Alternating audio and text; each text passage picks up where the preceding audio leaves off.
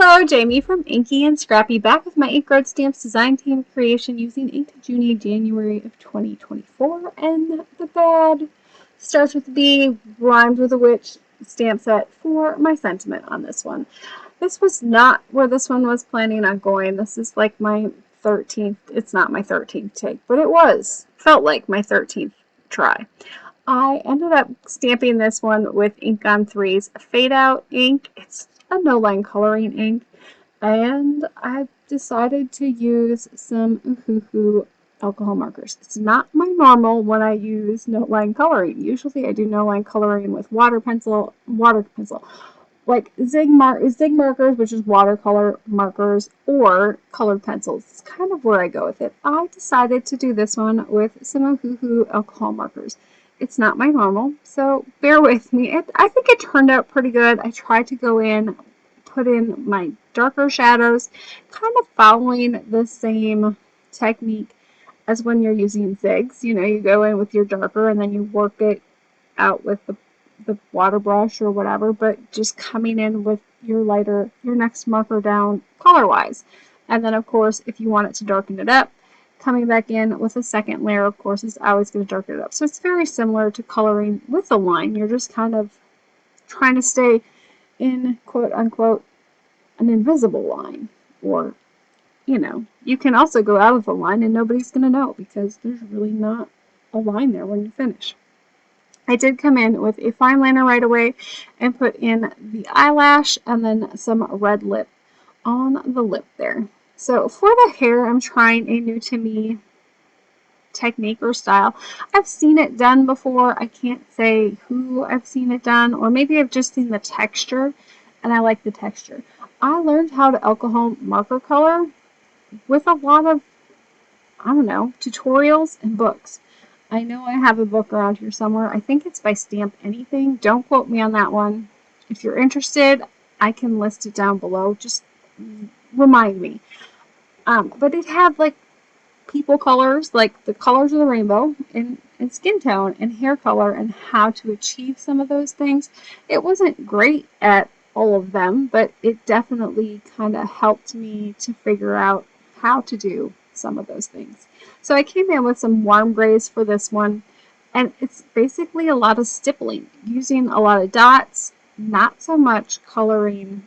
And I should have colored, I think that's what I figured out partway through this one, was I should have colored the whole thing with my underlayer, my lighter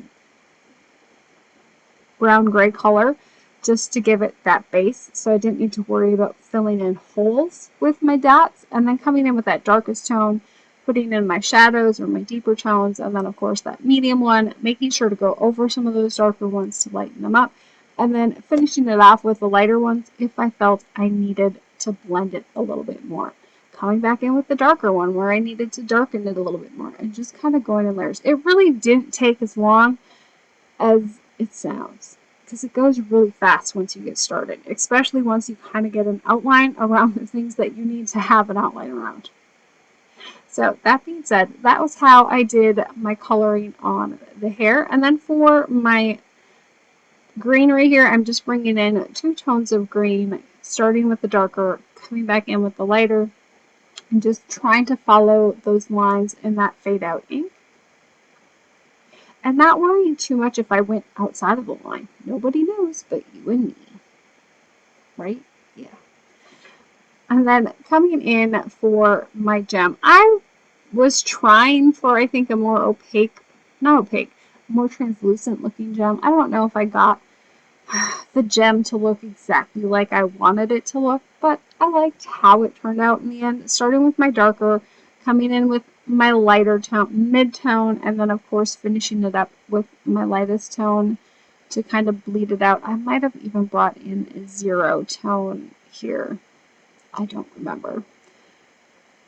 So doing, and always, you're going to get a better, shall I say, color absorption or color if you go in multiple layers.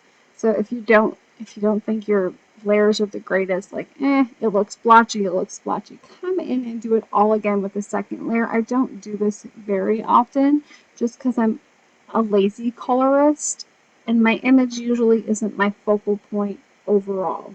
I hope that makes sense.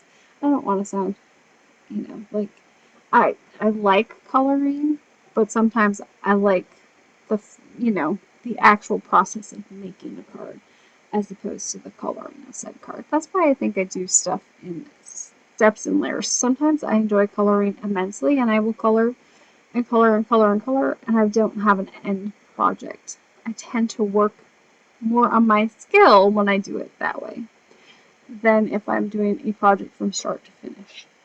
Yeah, it is what it is. I did come in with some Spectrum Newer Sparkle Pen. I think that's what it's called, a sparkle pen. It's just like a glitter brush. You could definitely use Winsor and Newton watercolor medium. Just water it down with a water brush and color your sparkle on that way. I did that on all of the gem things. I did come back in. See, as I said, I just kept going over layers if I wasn't happy with it.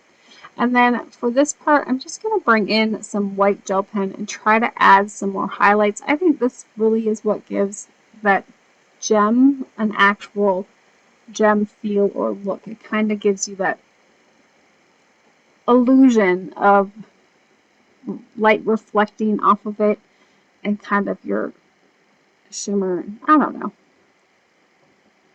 I'm a babble now because I don't know what to say. Thankful for edit buttons. Anyways, I'm bringing in what I was planning on doing for my background, and then I didn't like how the colors matched with the colors that I did on my image. And yeah, we'll get to that one later. Anyways, so I'm bringing in my Roadie Rainbow, kind of looking at my color options. And so I ended up going with the gray from the Roadie Rainbow for this one, kind of for my base. I liked how it's definitely got that warm gray coloring to it. And yes, there was one of my failed attempts. Anyways, so I'm saving, trying to save some paper. So I'm just covering it up. I just brought in a little bit of a sand eraser to kind of erase some of the foil that might have been sticking out from behind the green there. I kind of picked colors that went well with my image. So the green and the purple are both from Close to My Heart. I want to say the purple is Petal and the green is probably Clover Meadow. Don't quote me on that one. I think that's what it is though. So now it's kind of like figuring out the layout because this wasn't what I was planning on doing. And so I kind of had to figure out where I was going with the layout. So I liked that purple piece. I just felt it definitely went with the gem there, and it kind of just, color-wise, I really liked it. I liked it on my card base here, and I just had to figure out kind of my placement and my layout. Once I figured out that I wanted her facing the sentiment, it was just a matter of stamping it and, of course, making it go. So I'm bringing in the VersaFine Onyx Black ink here. And then I'm going to bring in some holographic ink as well. I have made my own black holographic ink, which is just black embossing powder. And then, of course, the holographic ink, or the holographic embossing powder. And so that's what I ended up pulling out. Because I'm like, well, it's going to give me the same look, but it's going to give me a little bit more black to it and a little less of that holographic. Like, it's not a solid holographic look. I hope that makes sense. But it kind of breaks it up a little bit and just kind of gives it a softer, glittery feel. Kind of like that black glitter cardstock. I hope that makes sense. Now I was planning on going with cutting it out with a die, just a die cut. And then I was like looking at it and I'm like, I could definitely just freehand cut it here and just kind of make it look like the gem. And so that's kind of what I did. So I did a rough cut all the way around, made it work for me. I probably, if I'd have thought of this beforehand, maybe would have done a little bit more room on top so I could have centered it a little bit better. And so I was liking it, and I was like, well, let's see. And so I was like, well, I kind of like it this way. So I tried it on my piece of scratch paper there first to make sure I was going to like it. And this will help it to kind of match the gem that is next to her her head by just kind of adding some, are they called faucet lines? I don't remember. 8th grade geometry or geography, geology. Is that what it is? No, that's not right either. No. The study of rocks, okay? So 8th grade study of rocks was a very long time ago. Our teacher was very good, but I don't remember. I mean, I do remember that rocks have cleavage, which, you know, as an 8th grade student was quite hilarious, especially when you had boys in your class talking about cleavage. It was not cool. Anyways, I'm rambling again. So I just brought in my little quote-unquote stencil. I literally just used that scratch piece to kind of help me just draw in some lines on my stone here, aka my sentiment, and then I'm just going to glue that down, put a brick on, well, a brick, okay, a acrylic block for stamping, just to weigh it down. It helps hold it in place while it's drying and adhering to the glitter. Glitter cardstock tends to not let things adhere very well, so I like to use foam tape. It usually holds a little bit better. The other option, of course, always is to use that glitter art glue and then hold it down until it's dry. It works better, okay? Okay. Yeah, can you tell that this card was my struggle bus card? Yeah, I've maybe waited a whole month to do the voiceover because it frustrated me beyond measure. I struggle when something doesn't work like I want it to work in my head. I love how this one turned out, and looking back at it, it's a gorgeous card.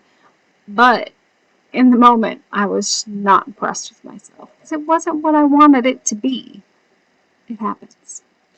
So once I had that done, I decided she needed some more gems. You know, we never have enough jewels. Yeah. So I'm pulling in some random gemstones from my stash and just kind of adding the ones that matched fairly close in color. And then, of course, trying to go in odds. So either 3s or keeping it to 5. So 3 on the bottom, 2 on the top. I really usually go with 3s, so it's hard for me not to. Yeah, I did end up adding some more, didn't I? Yeah. I think I kept it to 7, though. I added the teeny tiny little ones from the other one because they were, like, perfect color-wise, and I could add them on to the little gems that were, like, the little sparkles that were around her. And so, I really do have a hard time stopping. Does anyone else? Yeah, I just, keep adding. I don't think it was too bad. Like, sometimes I go over the top. I liked how this one turned out sparkle-wise. So there's my take a deep breath, time to focus on you. I may have needed that sentiment at that particular time. Because, yeah. Okay, so maybe I should have just cut this part out and let you say, oh, she must have just had that somewhere else. I want to tell you that it doesn't always go as planned. It's not always just simple and easy. And, even for somebody that's been doing it for a long time. I've done alcohol backgrounds, and less is usually more. I usually forget to stop with the less is more. That's probably what happened here. And looking back at footage, I can, look and say, oh, well, if I would have just stopped and let it be, I think I could have probably made it work even, but sometimes in the moment we get so frustrated and in our head that it's just not what we wanted or not what we pictured, and it's not working like we thought it was going to work, and so we get upset or we get discouraged. And so I should have stopped before I added that right there. I should have just come in with my image and some probably stays on because it's craft plastic. I shouldn't have brought in the alloy. I knew bringing in the alloy was not a good idea. But, I was like, I'm, already not happy with it. So let me just add another layer onto, what I think should work, right? So it's one of those, sometimes we should know better. Yeah. And so I did. I worked it. I like the background overall. Like once it's done, and it's sat here for a week, and I found it again, and I'm like, okay, it's really not as bad as I think it is, right? It's really not a bad background. It's just wasn't what I wanted at that time. I still have it. I will end up using it for something. I love adding the little speckles onto my background, so sometimes doing the speckles after the fact and then letting it sit and dry is probably one of my favorite things to come back to, because then I can see how it looks. So I did start with my image. This is not the image that you saw on my first one. I was so, I don't know, shall I say upset that I couldn't get it to work how I wanted it to work, that I abandoned that image and went with a different one. Yeah, that's how it is. So I just couldn't, I don't know, if I just didn't have enough pressure. Maybe I should have put a piece of craft foam underneath my panel so it would have stamped more evenly. And yeah, so, you know, I was trying to save it and it just wasn't working. And yeah, because my idea was if I stamped it with that lift ink, and I'm not good at the lift ink, I should have known better. Like, I can do lift ink on red rubber stamps pretty good. I like the re-ink of it as opposed to the lift ink look of it, at least for something like this. That's what I was aiming for, was that lift ink image, and I should have known better. So, you know, sometimes it's just yeah, it is what it is. So if I would have stopped earlier and not done all the other ink and left her down and just had some of her hair up into that alcohol ink, I think I would have loved this one. And so maybe someday I'll come back to it and think about it and do it that way. I still have it. I'll probably just end up covering that area, maybe even just die cutting it out and, you know, or not die cutting, but cutting it out with a brother scan and cut and putting the image over the top of it probably would work just fine. So, and that was kind of where I was like, okay, maybe I can do some foil reactive, like some foil on here. I thought that would look pretty to do as my card base. I tried a lot of things. I left them all in here for you to see. I will say this, with the Brutus Monroe foil reactive embossing powder, my best success with it was really this, if I wouldn't have overheated it. Heating it first, then putting your foil on it. Don't overheat your foil. I probably should have gone with a lighter heat setting and not melted it so further away, or put it through my laminator. But my laminator doesn't always work the greatest either. So that's one of those things. Like, it would have worked, I think, if I wouldn't have overdone it. I did try to use, it's like a Fun Flock glue. Basically, it's like an embossing powder glue. So you put the embossing powder on it, you heat it, and it's like sticky. That one might have worked okay if I'd have run it through my die cut machine, because it has all the pressure. That one maybe would have worked okay. Other things that I learned. The ink road paper is foil reactive, so the whole sheet is probably foil reactive. So keep that in mind. There are some images in some of the other sets that have like white with just like print on them, and I have had success with foiling them a little bit. Not perfect, but I get some of them with foil okay.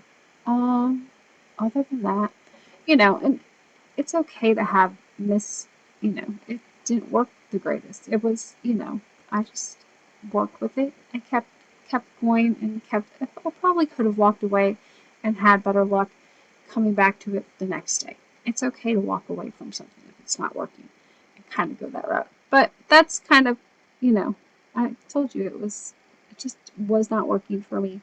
And so I did end up with a card that I liked. It just wasn't what I wanted when I did it to start with. So anyways, I hope you guys have an amazing rest of your day. You can keep watching me struggle if you want. Other than that, it's just paper and ink and some time. So in the end, I just I kept going. I learned some things not to do, some things to maybe try next time around. And, you know, if I ever finish this one, I'll post it at some point in time. Yeah. I hope you guys have a good rest of your day. Keep getting inky. Bye.